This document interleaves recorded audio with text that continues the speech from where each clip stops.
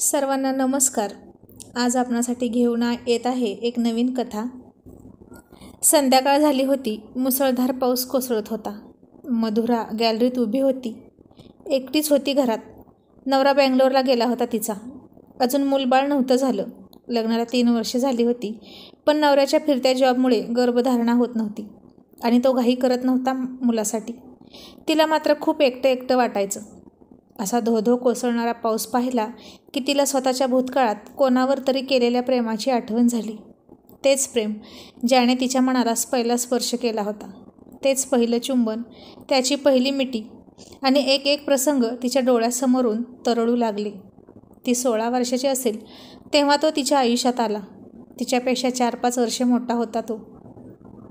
16वं वर्ष धोक्याचं म्हणतात ते काही खोटं नाही. ती खूप कवकवीत, कोवळी, लुसलुशीत, गोरीपान, केळीच्या कोंबासारखी दिसत होती. तो तिच्या शेजारीच राहत असल्यामुळे रोज एकमेकांची नजरानजर होत होती. तो खूप हुशार होता आणि दिसायलासुद्धा रुबाबदार. गोरा गोमटा राजबिंडा. कॉलेजमध्ये जात होता. छान मैत्री झाली दोघांच्यात. हे प्रेम होतं की आकर्षण या गोष्टी तिच्यासाठी अनभिज्ञ होत्या. तरीही तो तिला खूप आवडायचा. याचं कारण काय आहे तिला माहीत नव्हतं. अनेकदा भेटही व्हायची अभ्यासाचं निमित्त काढून. आता दोघेही मोठे झाले. तोही तिच्या मोहक हालचाली समोरून चोर नजरेने निहाळत असायचा आणि त्याचं ते बघणं तिला आवडत होतं. त्याची तिच्यावरून फिरणारी नजर तिला शहारून टाकत होती. तो नाही दिसला की ती कासावीस व्हायची. त्या दिवशी खूप मुसळधार पाऊस कोसळत होता. तिच्या घरचे सगळे एका कार्यक्रमाला बाहेरगावी गेले होते आणि पावसामुळे तिथेच अडकले आणि अचानक तो संध्याकाळी तिच्या घरी आला. कोसळणाऱ्या पावसातच भिजत. तिनं दरवाजा उघडला तर तो पूर्ण भिजला होता. तिनं विचारलं, तू असा इथे का आलास? कोणीच घरी नाही. माहीत आहे की घरी कोणी नाही म्हणून चाललोय, तो म्हणाला. ती काहीशी घाबरून उभा होती. ती घरात एकटीच होती आणि तो तिच्या जवळ आला आणि त्यानं तिला अचानक मिठीत घेतलं. ती बावरून त्याच्या मिठीत उभी होती. त्यानं तिच्या ओठांचं चुंबन घेतलं. पण का कुणास ठाऊक तिने त्याला अडवलं नाही. तिलाही तो स्पर्श हवाहवासा वाटत होता. सगळंच पहिलं होतं. पहिला स्पर्श, पहिलं चुंबन, पहिली मिठी आणि पहिलं प्रेम. आणि कितीतरी वेळ तो तिला चुंबन करत होता. तीही विरघळून गेली होती. तिनं त्याच्याभोवती तिच्या नाजूक हाताने मिठी घातली होती आणि शेवटी अचानक त्याला काहीतरी आठवल्यासारखं झालं. तो भानावर आला आणि तिला स्वतःपासून दूर करत दाराकडे वळला आणि निघून गेला सुद्धा.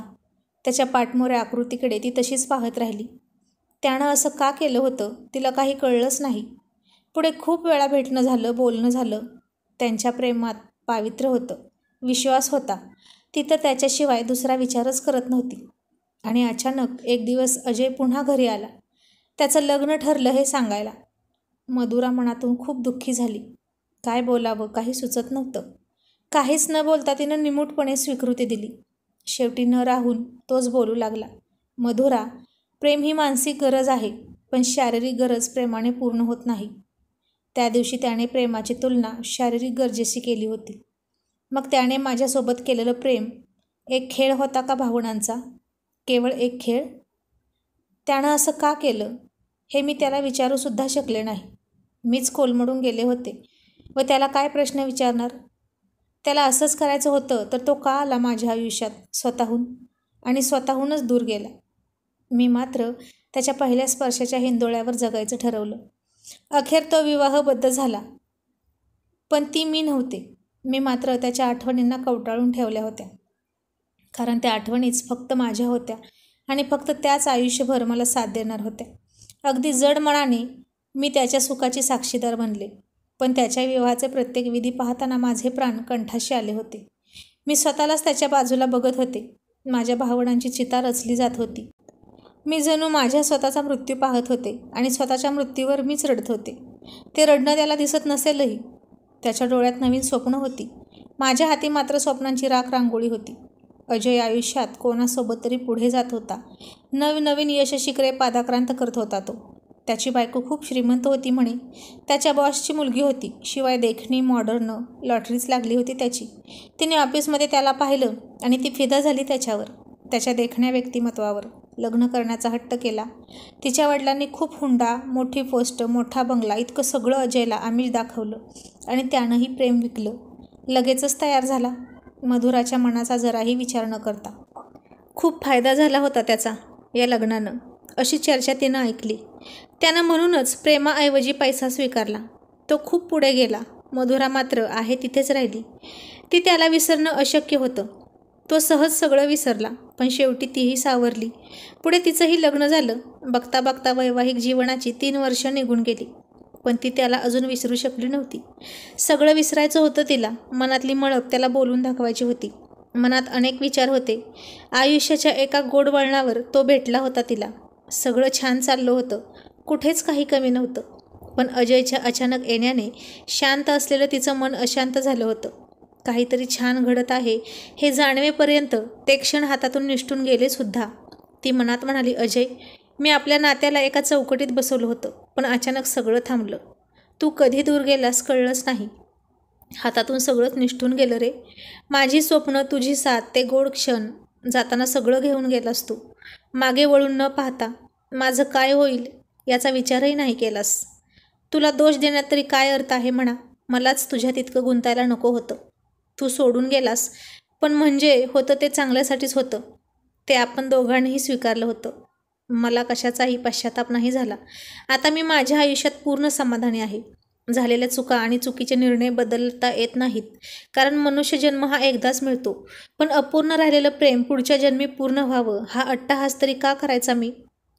पुन्हा पुढच्या जन्मी हव्यातच कशाला त्या जीवघेण्या व्यथा? तिने मनातली सगळी विचार बाजूला सारून पत्र लिहायला सुरुवात केली. नाव लिहिण्याचं मुद्दामच टाळलं.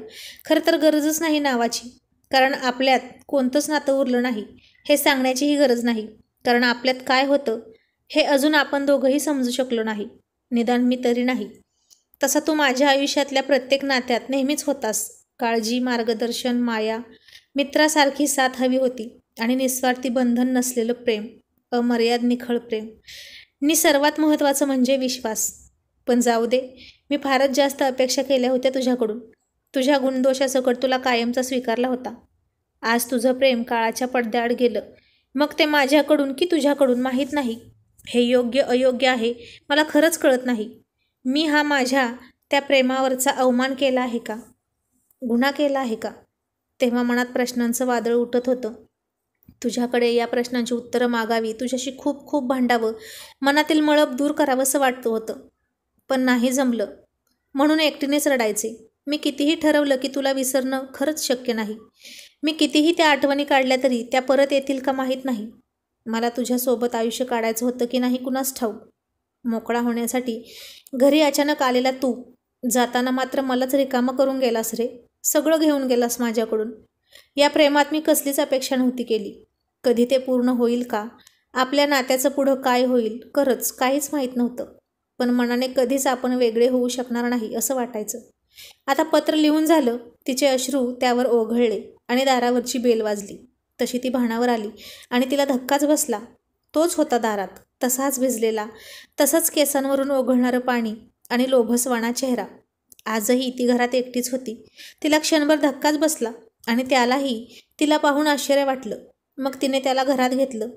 अगं, गाडी अचानक बंद पडली इथेच. घर दिसलं म्हणून आलो. तिने त्याला टॉवेल दिला. कशी आहेस? छान, तिनं उसनं हसून सांगितलं. आणि विचारलं, तू कसा आहेस? मीही छान आहे. तुझी बायको कशी आहे आणि मुलं? त्याने उदास होत सांगितलं. बायको कसली गं, नुसती हट्टी आणि कजाग आहे. बघावं तेव्हा मनमानी, सारखा पैशाचा रुबाब आणि माज नोकरासारखं वागवते. कधी पत्नी म्हणून प्रेमानं जवळ येणं नाही की विचारपूस नाही. सारखी मित्र मैत्रिणी आणि पार्टीत रमलेली असते. हे बोलताना त्याचा चेहरा पूर्ण उदास वाटत होता. आणि तू सांग ना, तुझं कसं चाललंय? माझा नवरा कंपनीत आहे, खूप प्रेम करतो माझ्यावर. आता घरी नाही. आणि मुलं? अजून काही नाही झालं, प्लॅनिंग चालू आहे आमचं. मधुरा, तो खरंच प्रेम करतो का गं तुझ्यावर? त्यानं भिंतीवरच्या त्याच्या फोटोकडे पाहून विचारलं. हो, ती तुटक तुटक म्हणाली. इतकं काही चांगला नाही दिसत गं तुझा नवरा. तुला याच्यापेक्षा जास्त हँडसम नवरा मिळाला असता ना. मधुरा गप्प बसली. त्याला काय म्हणायचं होतं हे तिला कळत होतं आणि तो थोडा हसरा चेहरा करून म्हणाली, दिसण्यापेक्षा मी तो माझ्यावर किती प्रेम करतो याला महत्त्व देते. तिचा नवरा तिला सूटच होत नव्हता कसलाच. मग अजय म्हणाला, मग तो तुला सोबत का घेऊन जात नाही? नेलं होतं, पण मला तिथलं वातावरण सूट होत नाही म्हणून मीच नाही जात. पण 8 दिवसातून तेच येतात. आता कालच येऊन गेलेत, ती त्याला चहा करत म्हणाली.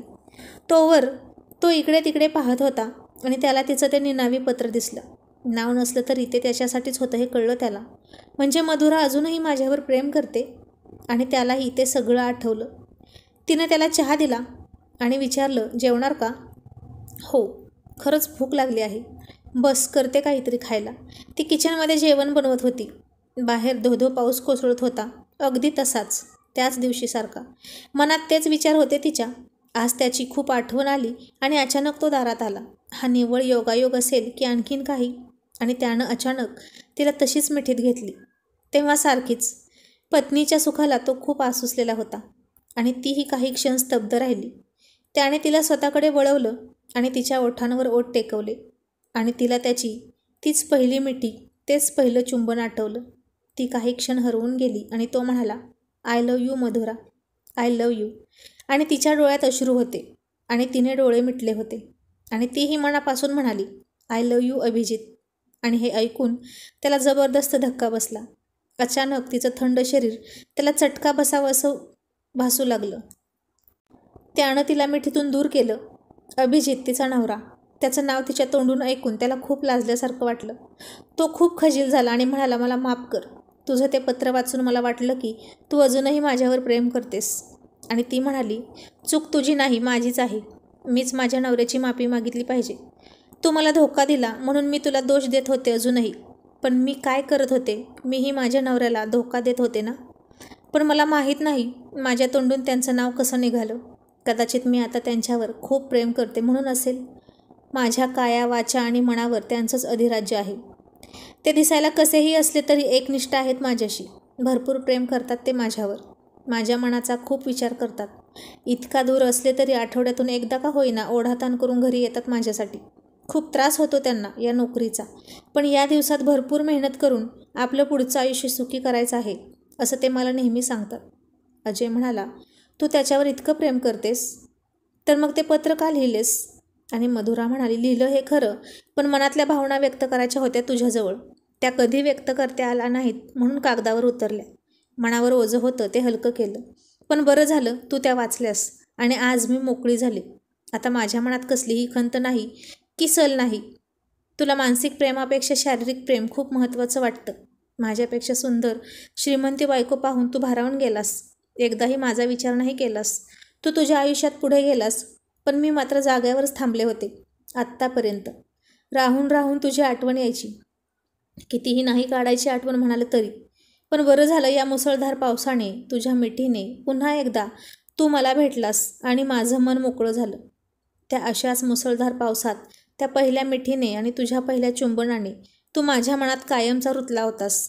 आणि आजच्या या मुसळधार पावसाने आणि तुझ्या चुंबनाने तू पुन्हा माझ्या मनातून बाहेर गेलास. आणि आता माझ्या मनात कोण आहे याचं उत्तर मला कळलं आहे. माझ्या मनात फक्त आणि फक्त माझा नवरा, माझा अभिजित आहे. तिचं हे बोलणं ऐकून अजयला आता मेल्याहून मेल्यासारखं झालं होतं. आणि इतक्यात तिचा फोन वाजला आणि ती तिच्या नवऱ्यासोबत रोजच्यासारखं बोलायला लागली. हॅलो मधू, जेवलीस का गं? नाही, तुम्ही जेवल्याशिवाय मी जेवत नाही, माहीत आहे ना तुम्हाला. काय गं तू? कशी आहेस ना, वेडी कुठली? पण वेडी तर वेडी, कशीही असली तरी माझीच आहेस आता तू, असं म्हणून दोघेही हसत होते. मधू ऐक ना, गुड न्यूज आहे. काय हो? अगं मी आता कायमचीच पुण्याला बदली करून येत आहे, तेही उद्याच. आता तुझी बाळाची इच्छा पूर्ण होणार बघ. अगं मी नसतो ना तुझ्याजवळ, मग प्रेग्नन्सीमध्ये तुझी काळजी कोण घेणार? म्हणून मी विचार करत नव्हतो. पण आता काहीही हरकत नाही. आणि ती खूप लाजली. ए मधू, आपल्या दोघांचा फोटो पाहून माझे मित्र काय म्हणतो ते माहीत आहे? काय हो? रसगुल्ल्याजवळ गुलाबजाम ठेवला आहे असं वाटतं आहे. आणि तीही खूप खूप हसली. काय हो, इतके पण सावळे नाही तुम्ही, समजलं? आणि या लवकर, मी वाट बघत आहे. तिने खूप हसून फोन ठेवला आणि मागे बघितलं तर अजय कुठेच दिसला नाही तिला. बहुतेक तो तिचा हा गोड आणि सुखी संसार पाहून कधीच मागच्या मागं निघून गेला होता. आणि मधुरा आता खरंच आज मोकळी मोकळी झाली होती. त्याच पहिल्या स्पर्शाच्या, पहिल्या चुंबनाच्या आणि पहिल्या मिठीच्या आठवणीतून. तिनं ते पत्र आणि अजयला दिलेला टॉवेल कचरा कुंडीत फेकून दिला आणि आता ती तिच्या नवऱ्याच्या मिठीत शिरण्याची खूप खूप आतुरतेने वाट पाहत होती.